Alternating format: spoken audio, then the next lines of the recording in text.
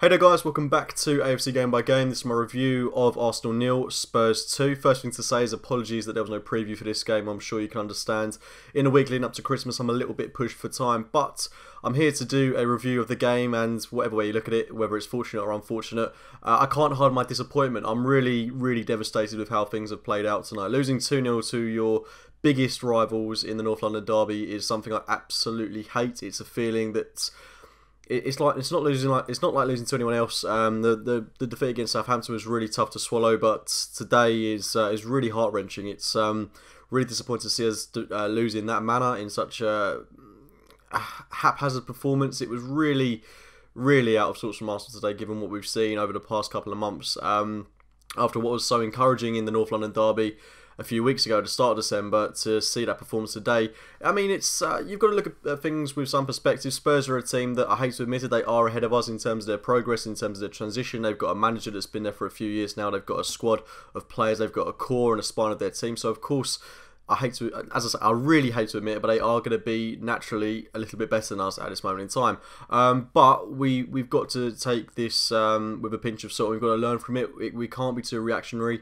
Of course, as I say, we hate to lose this fixture, but there's a lot of things to learn from this game. And as well, we've gone from a team that was 22 games unbeaten. We shouldn't forget that. We've lost 2 games in a row.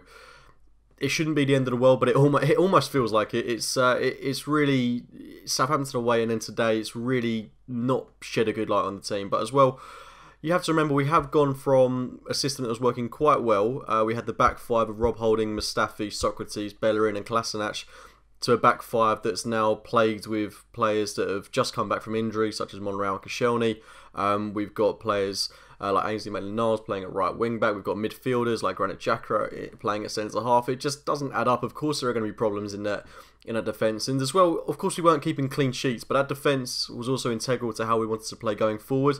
Rob Holding's a massive loss this season. I don't think I've spoken about it enough. It's something that really should be highlighted. His progressive play out from the back has been sensational so far throughout this campaign. It's a real loss that he's going to be out throughout the rest of the season.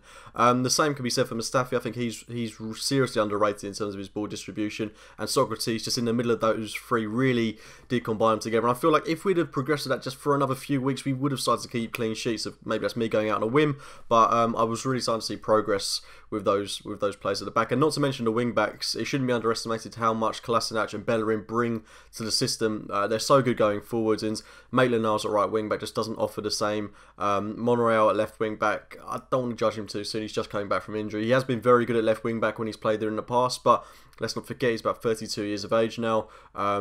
He's not quite going to be at the level that we want him to be, that we need our fullbacks to be at. So defensively, yeah, it's deeply concerning, and I was really disappointed. Maybe disappointed is not the right word, but shocked and surprised by Unai Emery's team lineup. I've not been too quick to judge on Unai Emery's teams this season. There have been a few times where I've kind of raised a few eyebrows and I thought, what's going on there? Is that really the right team that we want to be playing in this game? But then I've been surprised by how Arsenal performed in the match. Then again, those half-time substitutions really have played a key part in that being my overall conclusion from some of these games. But today's lineup, Granit Xhaka and Socrates as a centre-half pairing, no, not for me. You either play Koscielny, or I think you've got to promote someone like Zech Medley. I'm not a fan of playing Granit Xhaka at centre back. It just doesn't work for me. He put in some good tackles, but positionally he's just not able to play there. Left back Monreal, thought he had a decent-ish game today, but Ainsley Maitland-Niles at right back. The thing that frustrates me most about Ainsley Maitland-Niles is, and it really makes me think of Oxlade-Chamberlain, he's a player that hasn't solidified a position in the team. Is he a winger? Is he a midfielder? Is he a right back? I don't know. I really don't know. I look at him and naturally I think he's going to be a central midfielder. But we've seen him there about 3-4 times at most. I don't really know where he's going to play in this team. I like his athleticism, but I think that only goes some way.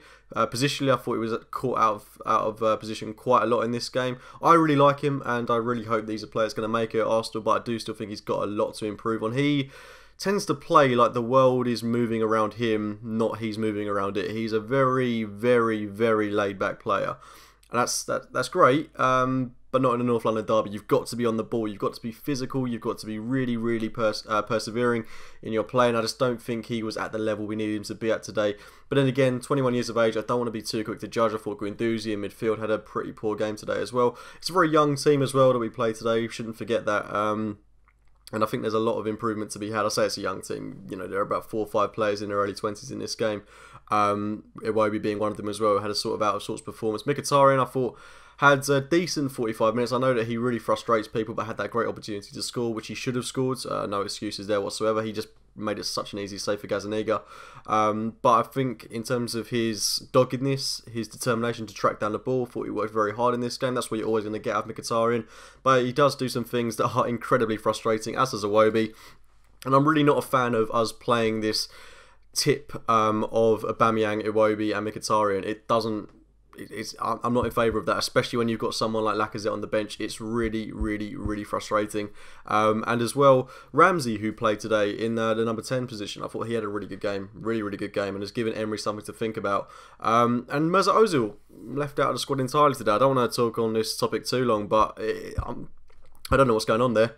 A player that had a really good start to the season, really, really good start, was scoring a lot of goals, had that brilliant performance against Leicester, had some other really good notable performances, but now just, I don't know if he's had a falling out with Emery, but we know that Emery during his time at PSG didn't like personalities, didn't like egos, and of course Ozil, since Alexis left, is the star man. He's the pivotal figure at Arsenal Football Club. He is the face, if you like, around the world of Arsenal. Every player, every fan of Arsenal Football Club knows who Mesut Ozil is, as they rightly should. But you see what I'm saying. He's a very important figure at his football club. He's our highest paid player.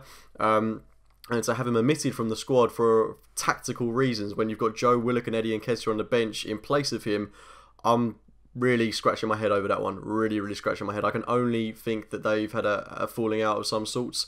Maybe Ozil's displeased with his lack of game time and hasn't taken that particularly well when Emery's explained why he's not playing. But it is what it is. If we lose him, massive shock, real shock, especially when I think he's been so good for us this season as well. But be interested to see how that plays out in the game against Burnley. I'm just left scratching my head over that one. It doesn't seem to quite add up to me that he was left out of today's game for tactical reasons. But enough of that. Losing 2-0 to Spurs.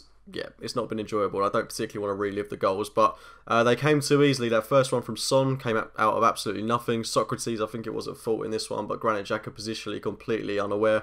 Really good finish. Of course, it had to be him after the frustrations he caused us earlier on in the North London derby on the 2nd of December. Yeah, I'm deeply frustrated with how we went behind given the amount of chances we had. The Aubameyang chance, the Ramsey chance, the Mkhitaryan chance.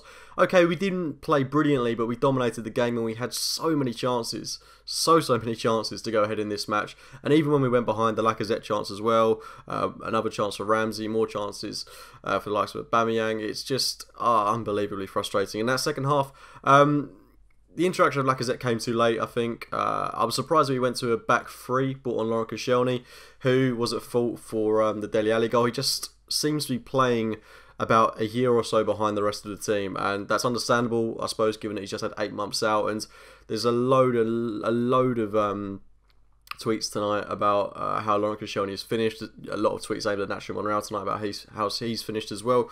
And I think as well, it's another time to look with perspective at Laurent Koscielny. He's come back. It's been a week. It's literally been a week since Laurent Koscielny has come back into the Arsenal team, and yeah, he's not been up to scratch for sure. I'll reluctantly admit that I'm a big fan of Laurent Koscielny, but he has just come back from 8 months off, and I don't think it's fair to judge his ability just yet. I think you've got to give him at least a month to get back into the swing of things. He's literally been thrown in at the deep end.